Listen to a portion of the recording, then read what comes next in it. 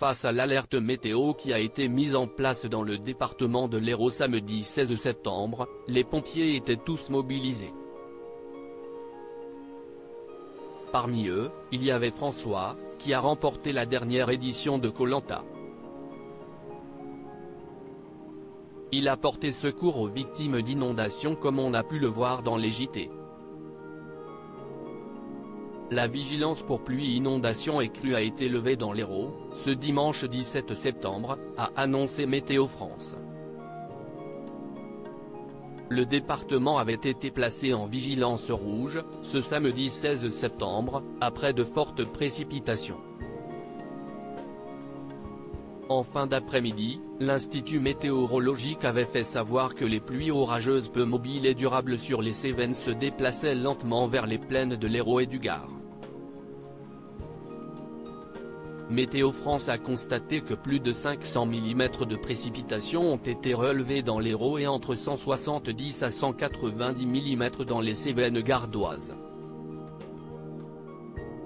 François, Koh Lanta, rappelle les consignes à suivre avec une telle vigilance dans le département. Les pompiers étaient mobilisés pour évacuer les personnes directement concernées par la montée des eaux, notamment à Lodève et Saint-Martin-de-Londres.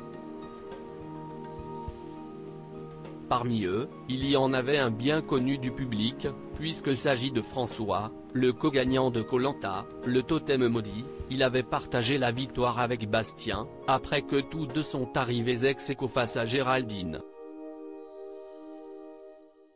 François, lieutenant-colonel et jeune papa, est d'ailleurs apparu dans le JT de France de ce samedi 16 septembre où il a expliqué qu'il y avait des gens bloqués qui étaient à proximité du cours d'eau ou qui pouvaient être bloqués dans leur voiture. Il a ensuite rappelé les consignes à suivre en cas d'alerte météo. À savoir, rester chez soi au maximum. François, Koh Lanta, également interviewé par BFM TV outre son passage aux 20h de France 2, François est également intervenu à l'antenne de BFM TV, où il a un peu plus détaillé sa journée. On a été confronté à un épisode pluvieux orageux très intense avec des cumuls de plus de 500 mm sur le nord du département de l'Hérault. Plusieurs communes ont été touchées et affectées.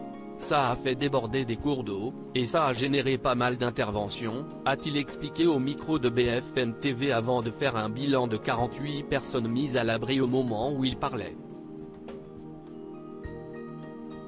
Article écrit avec la collaboration de 6 médias.